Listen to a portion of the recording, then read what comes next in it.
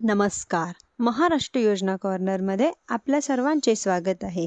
आजच्या व्हिडिओच्या माध्यमातून आपण बघणार आहोत की गेल्या 2-3 महिन्यांपासून अनुदान मानधनाच्या प्रतीक्षेत असलेल्या निराधार योजनेचे लाभार्थ्यांसाठी एक अतिशय दिलासादायक आणि महत्त्वपूर्ण अपडेट आहे. मार्च आणि एप्रिल महिन्याचे थकीत असलेलं अनुदान मानधन हे निराधार योजनेच्या लाभार्थ्यांना आधार संलग्न बँक खात्यांमध्ये DBTद्वारे जमा व्हायला सुरुवात झालेली आहे. मार्च महिन्याचे 3,000 रुपये म्हणजेच की 1,500 रुपये मार्च महिन्याचे आणि एप्रिल महिन्याचे 1,500 रुपये असे एकत्रीकरण मिळून 3,000 रुपये या निराधार योजनेच्या लाभार्थ्यांना संलग्न बँक खात्यांमध्ये DBTद्वारे त्यांच्या करण्यात येत आहे. सुरुवात करण्यात आलेली आहे. डिसेंबर 2024 पासून आधार संलग्न बँक खाते ज्यांची आधारशी माहिती किंवा इतर KYCची माहिती झालेली आहे अशाच लाभार्थ्यांना आधार संलग्न बँक खात्यांमध्ये जमा केले जात आहे.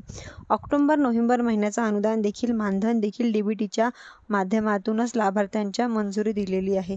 अशा प्रकारे आता ऑक्टोबर आणि नोव्हेंबर, जानेवारी, फेब्रुवारी, मार्च इथपर्यंत अनुदानाचं वितरण करण्यासाठी मंजुरी देण्यात आलेली आहे आणि एप्रिलचा निधी वितरण करण्यात आलेला होता, परंतु त्याच वितरण लाभार्थ्यांच्या खात्यांवरती करण्यात आलेलं नव्हतं. तर आता मार्च आणि एप्रिल महिन्याचे थकीत असलेल्या लाभार्थ्यांच्या बँक खात्यांमध्ये हे मानधन अनुदान वितरण करायला सुरुवात झालेली आहे.